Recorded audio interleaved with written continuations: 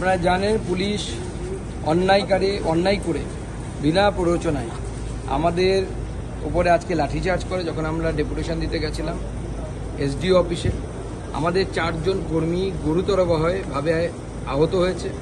তার মধ্যে জেলার সাধারণ সম্পাদক তিনি সবথেকে গুরুতর আহত হয়েছেন। তার মাথায় সিটি স্ক্যান করেছে হসপিটাল, আমরা দেখলাম সেই সিটি স্ক্যানের রিপোর্টে ডাক্তারবাবুরা বলেছেন যে মাথায় রক্ত জমেছে।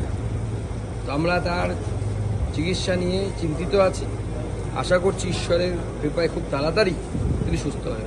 কিন্তু আরও 2 জন, 4 টোটাল মিলে 4 হলো, 2 জন ভর্তি হয়নি এতক্ষণ, তারা আমাদের জন্য অপেক্ষা করছিল।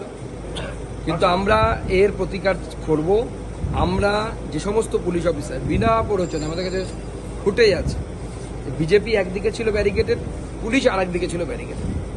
পুলিশ ব্যারিকেড টপকে বিজেপির দিকে এসছে, বিজেপি ব্যারিকেড টপকে কিন্তু পুলিশের দিকে যায়নি। আমাদের তার ভিডিও ফুটেজ আছে, লাঠি চালানোর ভিডিও ফুটেজ আছে, পুলিশ মাথায় মেরেছে, তার ফেসবুক লাইভ আছে। অতএব আমরা ছাড়বো না, আমরা কোর্টে যাব, এর বিরুদ্ধে লড়াই করব। এই মুহূর্তে জানতে পারলাম যে পুলিশও নাটক আমরা দেখে এলাম, হাসছে। আইসিকে যারা ভর্তি করতে নিয়েছে তারা নিজেদের মধ্যে হাসাহাসি করছে। আমি এখনই দেখে এলাম। প্রথমে বলছিল বুকে ব্যথা, এখন বলছে পায়ে ব্যথা। আর একটু কয়েক ঘন্টা যাক, দেখবেন বলবে যে পায়ের চুলে ব্যথা। একেবারে এক জায়গায় ব্যথা বলছে আইসি। সেইভাবে তো মারপিট হতো আমরা দেখিনি, আমরা যেটা দেখেছি সেটা পুলিশ লাঠি। হ্যাঁ, পুলিশ লাঠিচার্জ করেছে। শুধুমাত্র পুলিশ মামলা করে আমাদের কর্মীদেরকে মিথ্যে মামলায় ফাঁসানোর জন্য এখন নাটকবাজি করে ভর্তি হয়েছে।